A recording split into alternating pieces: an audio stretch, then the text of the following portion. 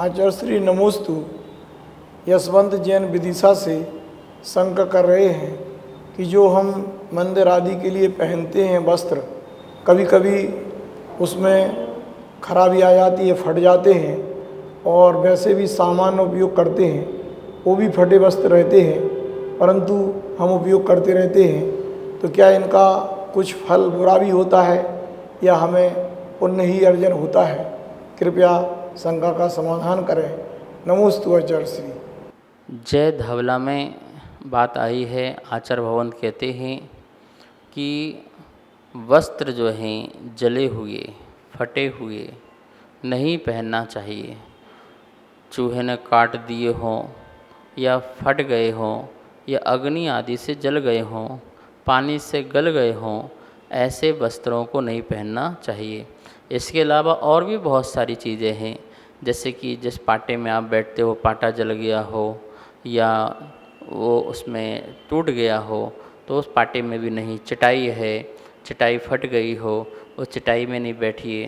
तो ऐसी बातें लिखी। उनने कहा है कि ये जले फटे गले सड़े इन चीज़ों में बैठने से या इन चीज़ों का जीवन में उपयोग करने से दरिद्रता आती है, लक्ष्मीहीन व्यक्ति होता है और उसके जीवन में जो है सदा हीन भाव पैदा होता है। तो अपने हीन भाव को तोड़ने के लिए, दरिद्रता से रहित होने के लिए कभी भी इस प्रकार के फटे कपड़े आदि वस्त्र आदि नहीं पहनना चाहिए। आजकल तो फैशन चल गया है फटे कपड़ों पहनने का। कितने लोग ऐसे आते हैं जो फटे फटे कपड़े पहन कर के मंदिर आते हैं, गुरुओं के दर्शन करने आते हैं, जो जीन्स पैंट पहनते हैं और वो पैंट घुटने के पास से फटा रहता है, घुटने क्या कितने जगहों से फटा रहता है, और कहते हैं कि महाराज जी ये तो बहुत महंगा आता है। फटे हुए महंगे आते हैं। देखिए पहले थोड़ा सा कहीं फटा होता था तो माता पिता बहुत डांटते थे कि हमारी तो बेइज्जती कराएगा, लोग जा क्या कहेंगे, किसी घर में कुछ है नहीं क्या, ऐसे फटे कपड़े पहनता है। और पिटाई भी हो जाती थी कभी कभी। और अब तो बिल्कुल फटे कपड़े लोग मार्केट से ख़रीद के लाते हैं और उनको पहनते हैं बड़ी बड़ी पार्टी में और अच्छे स्थानों में, और बड़े अपने आप को समझते हैं कि देखो मैं कितना अच्छा हूँ। भिखमंगा सा लगता है। गरीब आदमी जो होता है, भिखारी जो व्यक्ति होता है, वो फटे कपड़े पहनता है। देखा आपने? जितने भी भिखारी होंगे कोई उनके शर्ट पैंट जो होंगे वो सही नहीं होंगे, कहीं से फटा होगा, कहीं से बटन टूटा होगा, कहीं से जला होगा। तभी तो उसके अंदर दरिद्रता है, भिखारीपन है, और तभी तो उसको भीख मिलती है। ठीक है ना? और इसी प्रकार से यदि आप पूजा पाठ करने जा रहे हो, आप मंदिर जा रहे हो, धर्म ध्यान करने जा रहे हो और फटे कपड़े पहन कर जा रहे हो या सड़े गले जले कपड़े पहन के जा रहे हो, तो आचार्यों ने बिल्कुल स्पष्ट कहा है ये बिल्कुल दरिद्रता की पहचान है। ठीक है ना? नहीं पहनना है तो बिल्कुल मत पहनो। आपके मुनिराज वस्त्र रहित हो गए हैं, तो ऐसे हो जाओ तो आप तो महाधनी हो गए समझ लो। लेकिन जब तक पहनते हो या कोई वस्तु का उपयोग करते हो तो ऐसे चीज़ों का उपयोग ना करें, क्योंकि कहा है इससे आपके अंदर हीन भाव पैदा होता है और आपको सुख नहीं मिलेगा। इन चीज़ सुख नहीं मिलेगा, इनसे आपको दुख ही मिलेगा। आचार्य श्री नमोस्तु संध्या जैन छतरपुर से शंका कर रही हैं कि जो लेस्या है तो हमारे प्रति क्षण शुभ और अशुभ लेस्याएँ चलती रहती हैं, तो इनका क्या हमें फल मिलता है या आयुबंध के समय भी इनका कुछ विशेष प्रयोग होता है या इनसे हमें कौन सी गति मिलती है? कृपया शंका का समाधान करें। नमोस्तु आचार्य श्री। लेस्या मन वचन काय का कषायों से रंग जाने का नाम है लेस्या। जहाँ हमारे कषाय के परिणाम मन संबंधी, वचन संबंधी और काय संबंधी होते हैं, उसे आचार्यों ने लेस्या कहा है।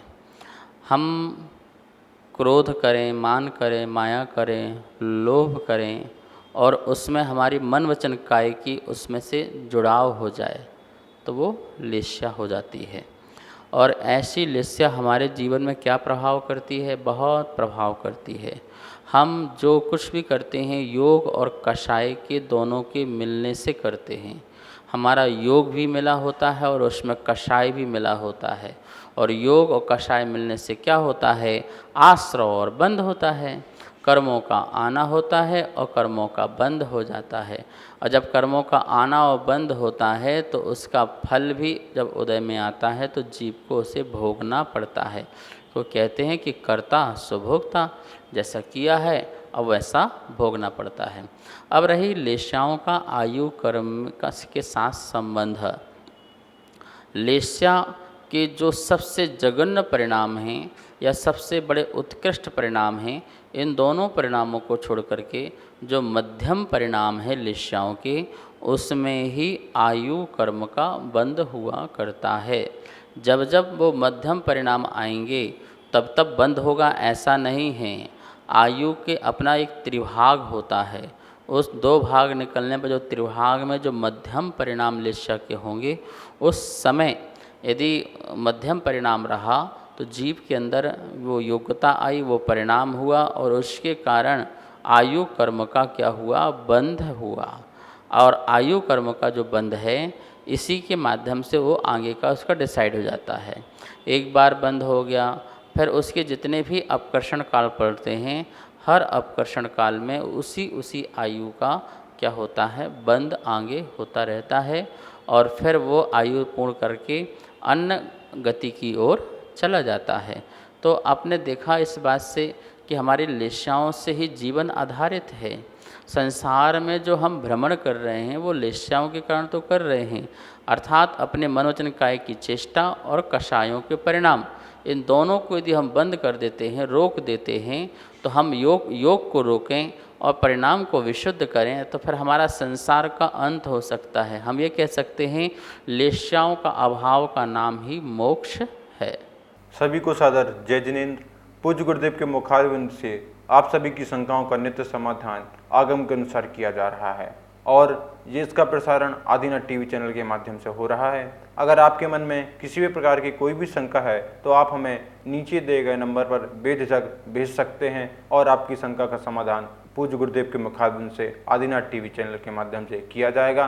तो आप हमें अपनी शंकाएं भेजें और पूज्य गुरुदेव के मुखारविंद से अपना समाधान पाएं और अपनी शंका का समाधान करें। जय जिनेंद्र। इस कार्यक्रम के पुण्यार्जक थे अशोक बड़जात्या, ममता बड़जात्या, अंकिता, टीना, आकाश, अंकुश, सॉल्ट लेक कोलकाता से, गुप्तदान अहमदाबाद से।